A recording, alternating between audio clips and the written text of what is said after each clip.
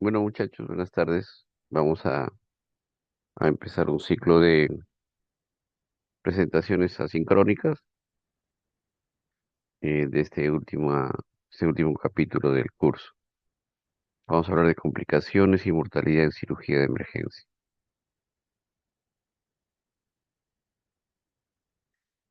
Bueno, las complicaciones es un término que se asocia con calidad. Definitivamente, si ha habido una complicación, esperada o no, eh, es un índice que nos está diciendo que algo no se ha hecho correctamente o que obviamente hay mucho por mejorar en eso. Según Don Abedian, perdón, de la calidad de salud menciona que necesita tres elementos, ¿no? Estructura, que es recursos humanos y materiales, procesos y resultados. En las complicaciones, todos estos elementos van a ser esenciales en su funcionamiento, pero sobre todo los procesos son los que más pueden ser cuestionados, ¿no? La morbilidad posoperatoria de complicaciones se entiende como todos aquellos eventos adversos que ocurren en cirugía y que significa una desviación del curso operatorio normal. Esto dentro de los 30 días en un posoperatorio de cirugías electivas, pero en cirugías de emergencia y en área crítica se considera incluso las complicaciones hasta 90 días, ¿no? Entonces, si el paciente tiene alguna complicación respiratoria o abdominal, ¿no? Ha sido sometido a una cirugía, dentro de los 30 días posoperatorios, cuenta como complicaciones quirúrgicas, así no sean producto y estén focalizados en en el lugar de la cirugía que hemos realizado.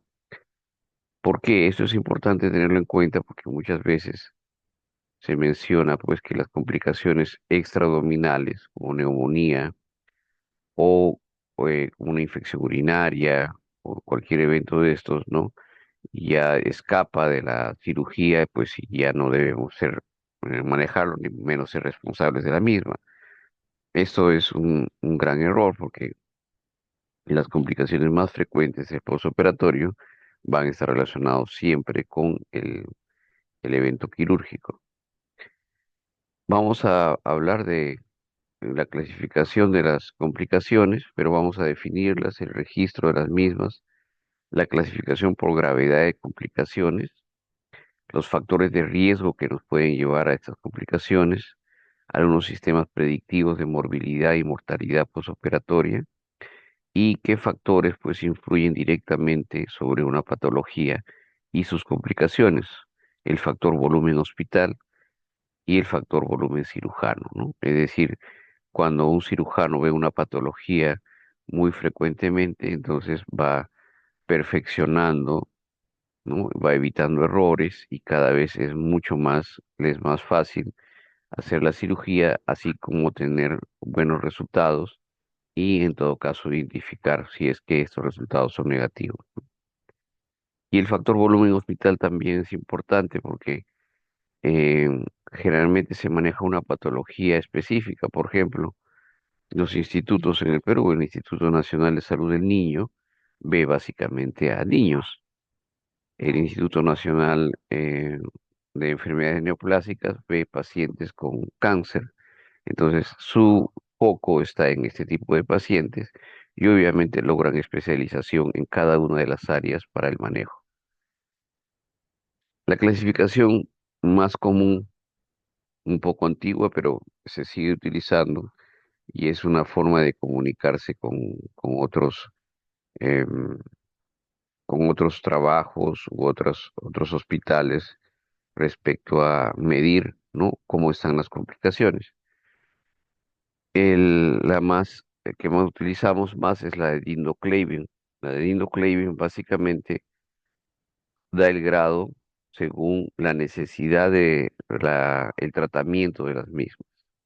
Así, grado uno va a ser una desviación del curso operatorio normal, pero sin necesidad de tratamiento. Por ejemplo, un hilio prolongado, ¿no? El paciente está con ruidos tiroideos ausentes, abdomen un poco distendido, y esto debiera durar 24 horas, pero de repente dura hasta 48 horas, pero no excede las 72. Entonces, no necesita ningún tratamiento, solamente lo que es hidratación, el tratamiento habitual analgésico que se le esté dando, de repente ajustar algunas dosis, pero no salirse del esquema de tratamiento. Entonces, eso es un grado de complicación, solamente uno que no necesita un tratamiento específico, ¿no?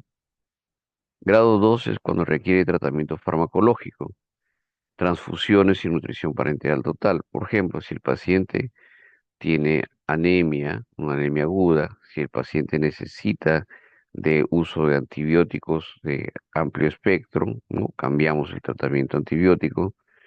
Si necesita analgésicos en una escala de OMS mayor, si necesita soporte nutricional temprano, porque el paciente evidentemente ya está con mucho tiempo en NPO o está con desnutrición previa. Entonces todo eso nos indica que el paciente debe recibir pues una atención mayor que el uso de medicación. El grado 3 es cuando ya la complicación requiere de una intervención quirúrgica. Y aquí vienen pues las reintervenciones. Pero la intervención quirúrgica puede ser no solamente a través de la cirugía, sino puede ser endoscópica y radiológica. En este caso, por ejemplo, si nosotros necesitamos hacer un drenaje de la vía biliar o hacer una exploración endoscópica por sangrado posoperatorio o hacer un drenaje percutáneo de una colección o colocar pues un drenaje transparieto-hepático si es que el paciente está ictérico. Entonces, esas intervenciones, ¿no? La más frecuente en nuestro caso son los drenajes percutáneos de abscesos o colecciones residuales. Pueden ser sin anestesia general o con anestesia general. Con anestesia general, el grado 3B generalmente son reintervenciones o relaparotomías. Obviamente no vas a poder reoperar al paciente, reexplorar la cavidad si es que el paciente no está anestesiado. Entonces, este es un grado mayor, ¿no? Un 3B es una relaparotomía. El grado 4 son complicaciones que ya ponen en riesgo la vida del paciente, que no solamente requieren reintervenciones en nuestro caso, sino además que el paciente necesita de soporte crítico, es decir, empiezan a fallar órganos como por ejemplo la parte ventilatoria necesita ventilación mecánica, la parte hemodinámica necesita soporte con fluidos e inotrópicos, o la parte eh, renal necesita de diálisis, etcétera, ¿no? El 4 también se puede subdividir en 4A, cuando es solamente un órgano el que necesita soporte hemodinámico, respiratorio, dialítico, o 4B, que ya el paciente tiene disfunciones y obviamente tiene que estar en una unidad de cuidados intensivos y se está soportando en varias disfunciones, no más de una. Y el grado 5 de complicación es igual al fallecimiento o muerte o la situación irreversible de manejo, ¿no? Esa es la clasificación de Dino Clavin para complicaciones. ¿Qué factores de riesgo podemos nosotros encontrar y decir, bueno, este paciente va a necesitar mayor atención o más requerimiento, sea en el en el transoperatorio o en el intraoperatorio? Para eso utilizamos estas clasificaciones. Perdón. La clasificación de ASA, que es de la Sociedad Americana de Anestesiología, que es una explicación bastante simple, pero que es la que más correlaciona con las complicaciones e incluso la muerte del paciente, porque está dada al momento fisiológico de evaluación que tiene el anestesiólogo justo antes de que el paciente entre a sala de operaciones. Entonces, esta es la que más correlaciona como factor de riesgo para morir y mortalidad. El POSUM, que ya lo vimos en un momento, sobre todo en lo que es manejo de infecciones, pues no es otra cosa que un score de severidad fisiológica y también puede estar relacionado pues con mortalidad y morbilidad. Sin embargo, el POSUM como tal a veces sobrevalora los riesgos, ¿no? Y el riesgo de mortalidad resulta bastante alto. Por eso sí es una corrección que es el P-POSUM. Y el otro, que es el NSQIP, que es a través de un indicador también de mortalidad, que se obtuvo a través de los estudios en los hospitales de veteranos, ¿no? De un programa de mejora de la calidad en cirugía. Entonces se hizo una encuesta por muchos años y en base a eso se identificaron qué factores son los que llevan a riesgo de complicaciones y muerte en los pacientes. Este de aquí, y tenemos algunos factores predictivos, ¿no? De morbilidad. Por ejemplo, una disminución de la albúmina sérica, 2.5, 2.8, clasificación ASA mayor de 2, 3, ¿no? De 3 para arriba ya es significativo. Complejidad de la cirugía. La cirugía no va a tener las mismas complicaciones si es eh, una cirugía menor, ¿no? Menor con alto requerimiento, versus una cirugía mayor, mayor de mediana, de baja o de alta complejidad. ¿Correcto? Es totalmente diferente. Obviamente las cirugías más complejas pueden tener mayor riesgo de complicaciones. La edad es un factor que está relacionado no solamente por la edad cronológica, sino también por el análisis de la reserva funcional. El estado nutricional, obviamente un paciente desnutrido, que agudo o que arrastre una desnutrición crónica, va a tener mayor riesgo de complicaciones. Y el hematocrito menor de 38. Los leucocitos mayores de 11.000, plaquetas menor de 150.000, la baja de peso, ¿no? Que va relacionado con el estado nutricional, mayor de 10% en 6 meses, muchas veces no solamente por la poca ingesta, sino por los factores, en este caso oncológicos, que se puedan presentar, ¿no? Que son anorexígenos. La historia de enfermedad pulmonar obstructiva crónica, la retención nitrogenada mayor de 40 miligramos y la necesidad de ventilación mecánica. Entonces son algunos factores predictivos de morbilidad posoperatoria. Cuando el paciente tiene esto, pues hay que advertir la posibilidad de que tenga mayores complicaciones. Entonces, ¿qué debemos hacer si un paciente tiene estos altos riesgos? Pues debemos optimizar nuestra cirugía con una hidratación adecuada, mantener la presión lo mejor posible, que no entre con trastornos de coagulación, eh, por ejemplo, un INR de menos de 1.4, ¿no?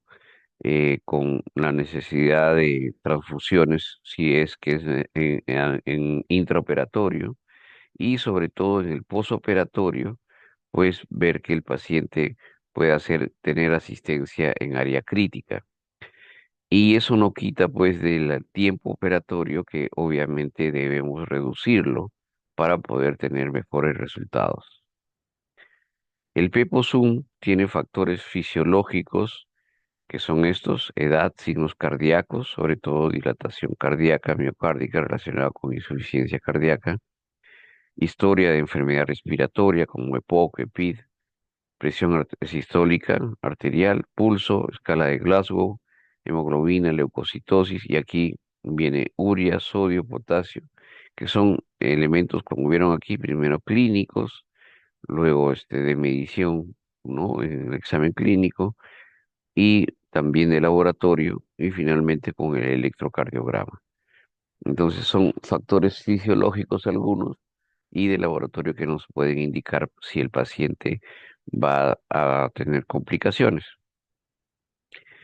Y el POSUM tiene la gran ventaja de también darnos unos factores operatorios, o sea, nosotros operamos al paciente y podemos completar nuestra evaluación y de esa manera tener ya un riesgo ajustado pues al procedimiento quirúrgico también.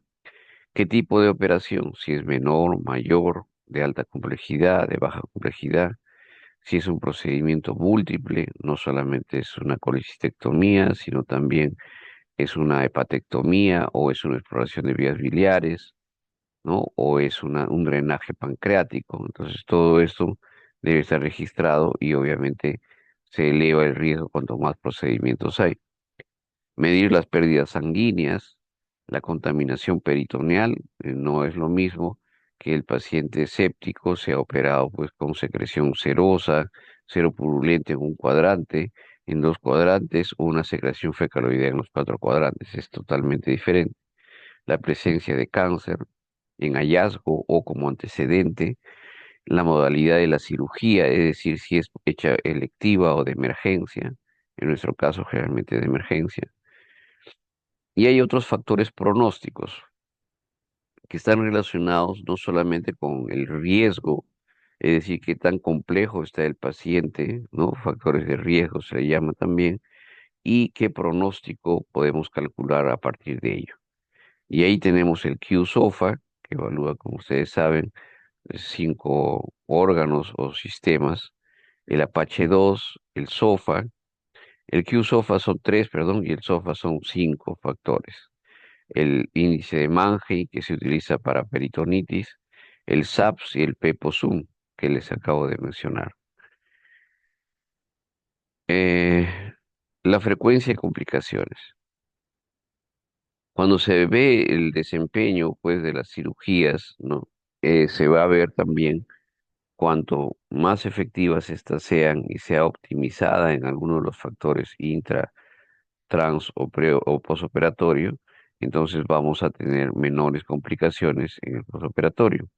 Las complicaciones pueden dividirse, ¿no? En complicaciones infecciosas, en complicaciones no infecciosas y en la descompensación de comorbilidades preexistentes en el paciente.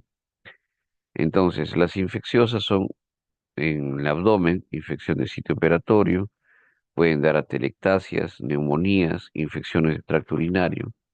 Y las complicaciones no infecciosas van a ser el sangrado, los trastornos de coagulación, trastornos metabólicos, ¿no? Hiperglicemia, incremento de los elementos em, de urea, de creatinina, ¿no?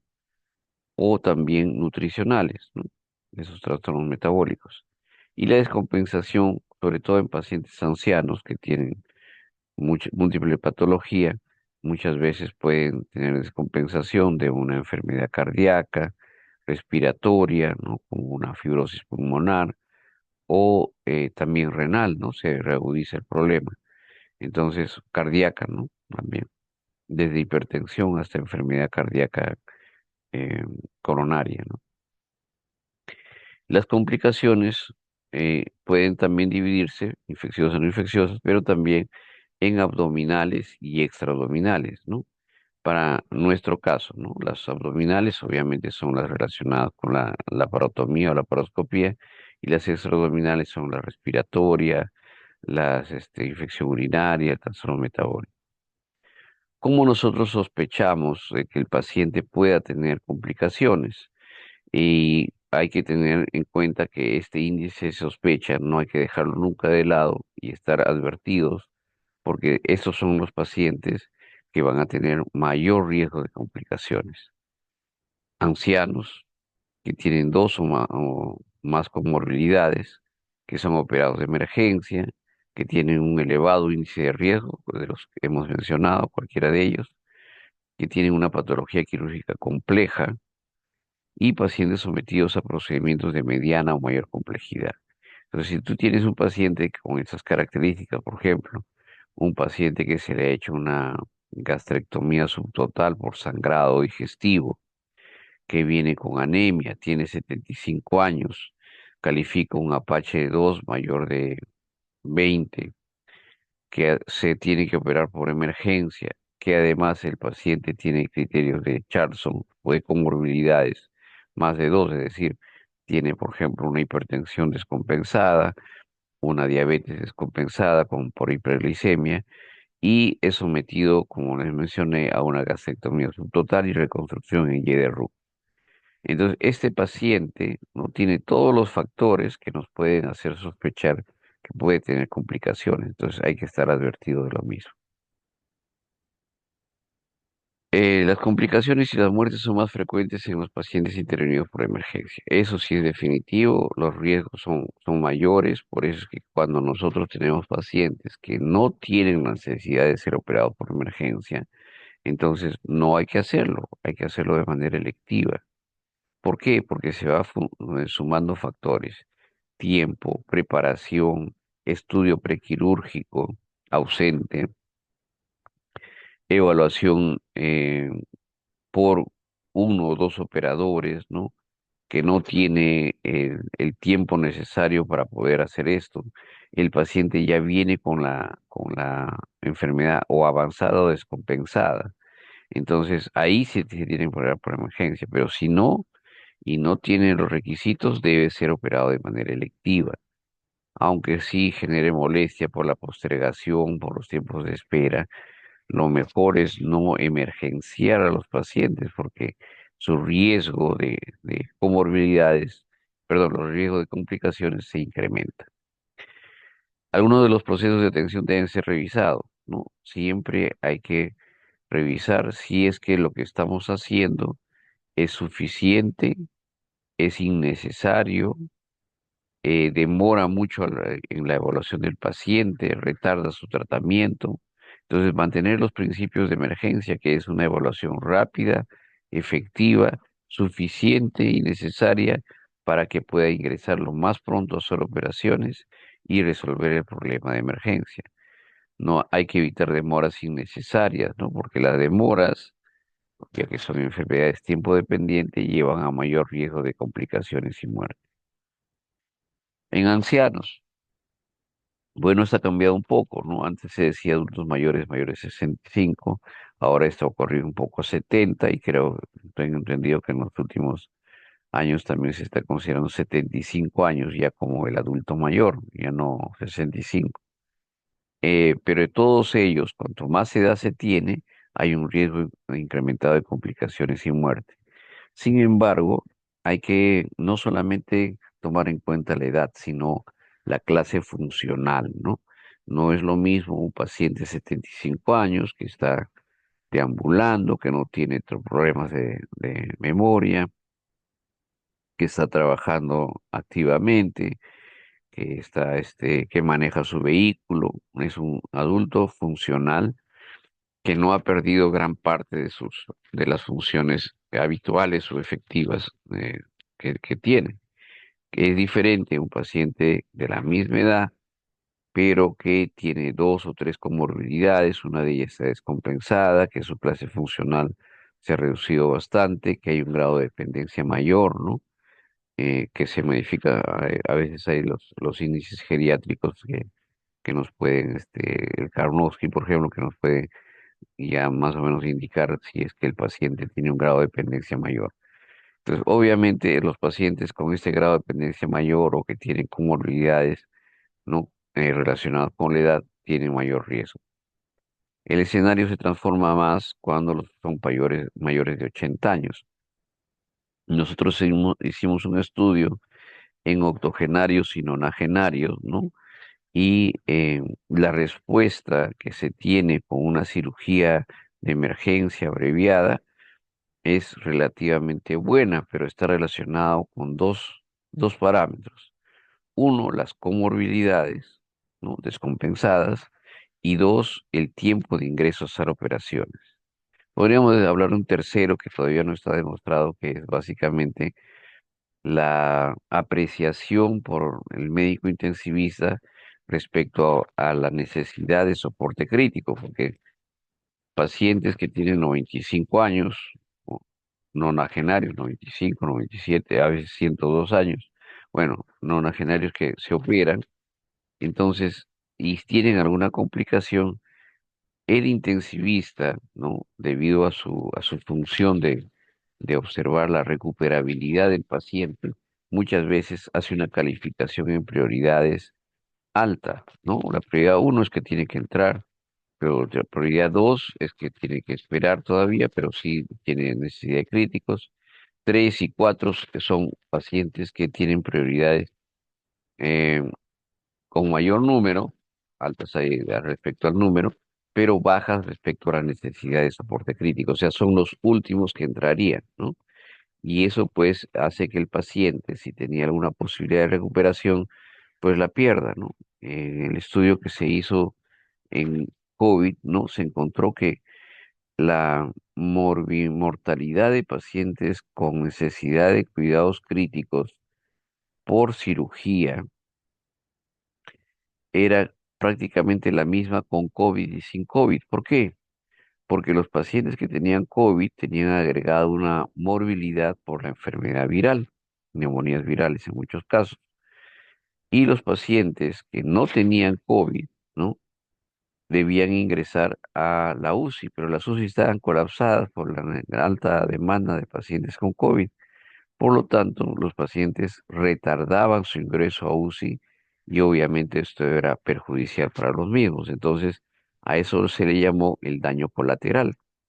Entonces, la mortalidad de los ancianos, ¿no? En época de COVID estuvo muy relacionado y eran casi similares, pero eran similares em, por características diferentes. Uno por gravedad de enfermedad, por la enfermedad viral, y otro porque no podían ingresar a la UCI, ¿no? Porque no tenían, pues, las UCI todas se convirtieron prácticamente en UCI COVID, ¿no? Y eso, retardó y en algunos casos incluso nunca ingresaron a la UCI hasta que se deterioraron tanto que fallecieron. Entonces, eso hay que tenerlo en cuenta. Siempre la edad no es el único parámetro que nos puede hacer tomar decisiones para la priorización y el ingreso en un área crítica. Una edad avanzada indica un estado de deterioro de funciones. Sin embargo, como menciona acá, depende de la reserva fisiológica de cada individuo, ¿no? Hay adultos de 85 años que están manejando su bicicleta, ¿no? Hacen ejercicio regular, son totalmente funcionales, ¿no? Entonces, obviamente, sí es diferente que otros adultos de esa misma edad. Y las complicaciones en este tipo específico de pacientes críticamente enfermos tienen algunas características diferentes, ¿no? Los pacientes críticamente enfermos, ¿no?